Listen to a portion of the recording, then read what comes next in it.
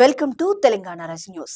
కార్పొరేట్లకు కాసులు, common man కు తీరని నిరాశ, సామాన్యులను ఎంత మాత్రం పట్టించుకోవడం లేదంటూ కాంగ్రెస్ పార్టీ అగ్రనేత గౌరవశ్రీ రాహుల్ గాంధీ గారు నిప్పులు చెరిగారు.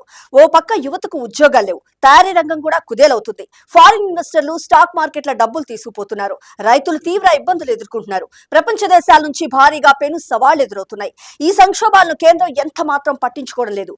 వీటికి బడ్జెట్ లో మరి ఎలాంటి పరిష్కారాలు చూపలేదంటూ ధ్వజమెత్తారు కాంగ్రెస్ పార్టీ అగ్రనేత గౌరవశ్రీ రాహుల్ గాంధీ గారు. ఇక్కడ మనకు ముఖ్యమైన అంశం చూసినాం. బీఆర్ఎస్ అంటే బ్లాక్ మెయిల్ రాష్ట్ర సమితి అని PCC chief MLC Mahesh Kumar Goud గారు నిప్పులు చెరిగారు. స్వాతి ముత్యం లాంటి సెంటిమెంట్ డ్రామాలను ఈ రోజు ప్రజలు నమ్మే పరిస్థితి లేదంటూ కూడా స్పష్టం చేశారు. ఫోన్ ట్యాపింగ్ అనే అంశం ఘోరమైన నేరమని, ఈ కేసులో మాజీ సీఎం కేసీఆర్ కు నోటీసులు ఇస్తే తప్పేంటంటూ ఆయన ప్రశ్నించారు. ప్రజా యుద్ధ నౌక గద్దర్ను నాడు 70 ఏళ్ల వయసులో ప్రగతి భవన్ ముందు 7 గంటలు నిలబెట్టినప్పుడు, తలుపులు బద్దలు కొట్టి మరీ ఉద్యమకారుడు కోదండరాంను తీసుకెళ్లినప్పుడు కేసీఆర్ కు నాడు వారి వయస్సు గుర్తు రాలేదా అంటూ ప్రశ్నించారు. ఫోన్ ట్యాపింగ్ లో ప్రమేయం ఉన్న వారందరిపైన విచారణ తప్పకుండా జరుగుతుందంటూ స్పష్టం చేశారు PCC chief MLC Mahesh Kumar Goud గారు. కేటీఆర్, హరీష్ రావు, సంతోష్ రావుల తరహాలోనే అధికారులు కేసీఆర్ కు కూడా నోటీసులు ఇచ్చారంటూ పేర్కొన్నారు. ఇక్కడ మనకు ముఖ్యమైన అంశం చూసినాం. తెలంగాణకు గుండు సున్నా, రాష్ట్ర ఆత్మగౌరవాన్ని దెబ్బతీసేలా కేంద్ర బడ్జెట్ ఉందంటూ నిప్పులు చెరిగారు డిప్యూటీ సీఎం మల్లు భట్టి విక్రమార్క గారు.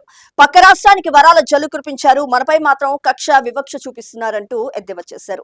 హైదరాబాద్ ను కాదని ఆరెంజ్ ఎకానమీ ప్రాజెక్ట్ ను ముంబై పాలు చేశారు. ఇటు సెమీ కండక్టర్ లేదు, మెట్రో ఊసు లేదు, ఫార్మా హబ్ ను దగా చేశారు, బయోలో మొండి చేయి చూపించారు. రాజకీయాలకు అతీతంగా కేంద్రంపై పోరాడదామంటూ ఈ సందర్భంగా రాష్ట్ర ఎంపీలకు డిప్యూటీ సీఎం మల్లు భట్టి విక్రమార్క గారు పిలుపునిచ్చారు. ఇక్కడ మనకు ముఖ్యమైన అంశం చూసినాం. ఎస్ఎల్బీసీ పనులు 24 గంటలు కొనసాగాలంటూ మంత్రి ఉత్తమ్ కుమార్ రెడ్డి గారు సూచించారు. ఆ ప్రాజెక్టు కోసమే ప్రత్యేకంగా సీఈ నియామకం అంటూ వ్యాఖ్యానించారు. పనుల్లో నిర్లక్ష్యంగా ఉంటే ఎంత మాత్రం సహించేది లేదంటూ కూడా హెచ్చరించారు ఆయన. కాళేశ్వరం బ్యారేజీ రిపేర్లకు ఎన్డీఎస్ఏ నిపుణుల కమిటీతో త్వరలో భేటీ కూడా ఉంటుందంటూ పేర్కొన్నారు. ఇక్కడ మనకు ముఖ్యమైన అంశం చూసినాం.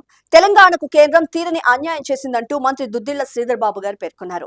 రాష్ట్రాల ఆర్థిక స్వావలంబన లేనిదే దేశాభివృద్ధి సాధ్యపడదని నాడు రాజ్యాంగం చెప్తే, కేంద్రం మాత్రం ఈ బడ్జెట్ లో ఆ మూల సూత్రాన్ని పూర్తిగా విస్మరించిందంటూ ఆరోపించారు. సబ్కా సాత్ సబ్కా వికాస్ అనేది పూర్తిగా నీటి మూటే అంటూ పేర్కొన్నారు. అలాగే కేంద్రం పూర్తిగా వివక్ష చూపుతుందంటూ మండిపడ్డారు.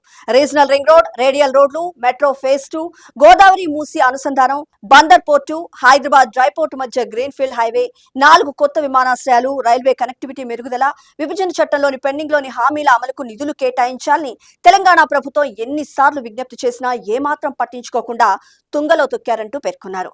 హైస్పీడ్ రైల్ కారిడార్ తో తెలంగాణకు మమ అనిపించిన కేంద్ర ప్రభుత్వం పూర్తిగా పక్షపాత ధోరణితో వ్యవహరిస్తుందంటూ నిప్పులు చెరిగారు. ఇక్కడ మనకు ముఖ్యమైన అంశం చూసినాం. విధి నిర్వహణలో ఎక్సైజ్ కానిస్టేబుల్ గాజుల సౌమ్య చూపిన తెగువ, నిబద్ధత అత్యంత స్ఫూర్తిదాయకమని ఆబ్కారీ శాఖ మంత్రి జూపల్లి కృష్ణారావు గారు పేర్కొన్నారు. ఆమె కుటుంబానికి ప్రజాప్రభుత్వం ఎల్లప్పుడూ అండగా ఉంటుందంటూ స్పష్టం చేశారు. సౌమ్య కుటుంబ సభ్యులకు ₹1 కోటి పరిహారం, ఆమె తమ్ముడికి ప్రభుత్వ ఉద్యోగం ఇస్తామంటూ కూడా ఆయన ప్రకటించారు.